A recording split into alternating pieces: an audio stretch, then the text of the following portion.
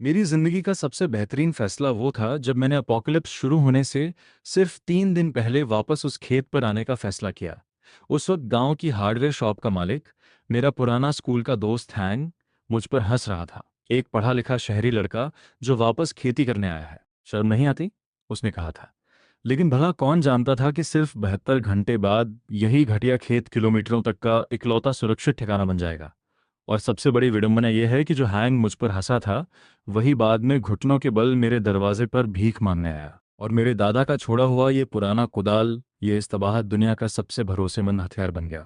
जून की शुरुआत, Luna calendar के मानसून से ठीक 3 दिन पहले, मैं सान जोन किन्सन गांव के बस स्टैंड पर अपना सूटकेस घसीटता खड़ा था। मेरे फ़ोन पे एचआर का आखिरी मैसेज अभी भी पड़ा था।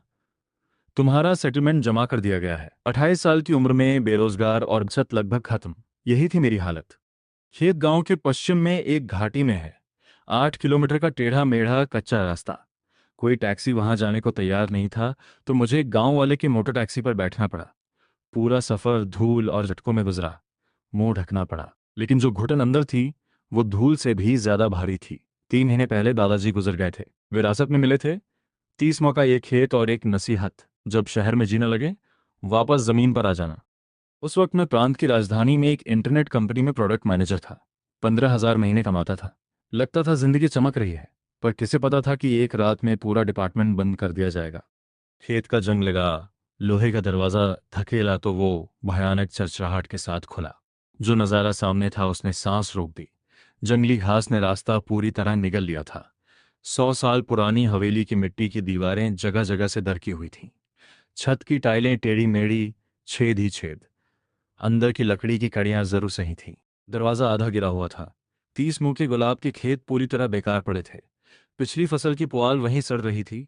ऊपर से फॉक्सटेल घास ने ढक लिया था। तालाब का पानी 1 मीटर से ज्यादा नीचे उतर चुका था। नीचे काली कीचड़ दिख रही थी। सड़ांत की बू उठ रही थी।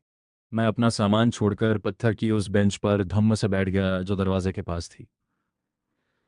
तो यही है मेरी विरासत। फोन बजा, माँ थी। पहुंच गए? खेत कैसा है? बहुत अच्छा है, मैंने झूठ बोला। अच्छा, दादाजी ऊपर से देख रहे हैं तुम्हें। और हुआंग को अजदरेज खेलने दो, नहीं तो आंखें खुली रही। फोन रखा। उस खंडहर जैसे खेत को देखा। बस दो रास्ते थे। अभी हार मानकर शहर वापस जाऊं, या दांत भींच कर एक बार कोशिश करूं। उठा और हवेली के अंदर गया। धूल का एक बादल मुंह पर आया। खांसी और छींकों का सिलसिला शुरू हो गया। दादाजी की चीजें अभी भी डेस्क पर पड़ी थीं। पढ़ने के चश्मे के पास एक मोटी जिल्द वाली डायरी थी। खोला। पहले पन्ने पर लिखा था 15 मार्च 1990। आज बीज बोए गए। छोटे छोटे घने अक्षरों में 30 साल की खेती का पूरा हिसाब था। कब बोना है, कब खाद डालनी है, कितनी बारिश हुई, फसल कैसी रही, हर बात। हर पन्ने पर बेदाग लिखावट में। पर सबसे चौंकाने वाली चीज थी पन्नों के बीच दबा एक हाथ से बनाया टोपोग्राफिक नक्शा। खेत का हर कोना उसमें था। 3 तरफ पहाड़ों से घिरी जमीन। पूर्व में इकलौता रास्ता। पश्चिमी पहाड़ से निकलने वाली अंडरग्राउंड नदी का बहाव। हर खेत की मिट्टी की क्वालिटी तक। नक्शे के एक कोने में दादाजी ने लाल कलम से कुछ खास लिखा था। पश्चिमी पहाड़ की अंडरग्राउंड नदी गर्मियों की आंधी में बढ़ जाती है। ऊपर एक पुराना बबूल का पेड़ है, नीचे एक लकड़ी का फ्लडगेट है। उससे पानी का बहाव कंट्रोल किया जा सकता है। ये जगह 3 तरफ से पहाड़ों में घिरी है। पूर्व में आइको का दर्रा है। पश्चिम में अंडरग्राउंड नदी। उथल पुथल के वक्त यह एक सुरक्षित पनाहगाह है।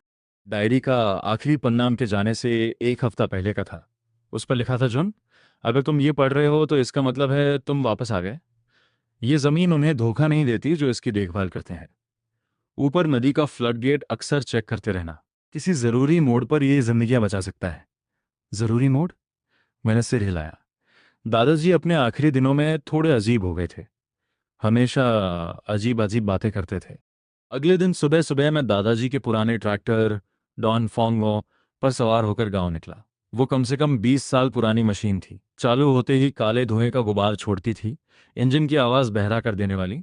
पूरा गांव उसे पहचानता था। जब लोगों ने देखा कि उस पर मैं हूं तो फुसफुसाहट शुरू हो गई। अरे, ये बूढ़े सांग का पोता नहीं है? सुना है शहर में नहीं चला, डिग्री लेकर भी खेती करने आया है। बड़ा दुख हुआ। मैं बिना रुके आगे बढ़ गया। खेती की दुकान पर रुका। दुकानदारिन ने मुस्कुराते हुए कहा, अरे संग, बीज लेने आए। इस साल सस्ते हैं। शहर वाले वापस नहीं आ रहे खेती करने। सुना है वहां कोई बीमारी फैल रही है, राजधानी में सख्ती है। मैंने हिसाब लगाया। 30 मुंह जमीन, हर मुंह पर 150 जिन बीज। 4,500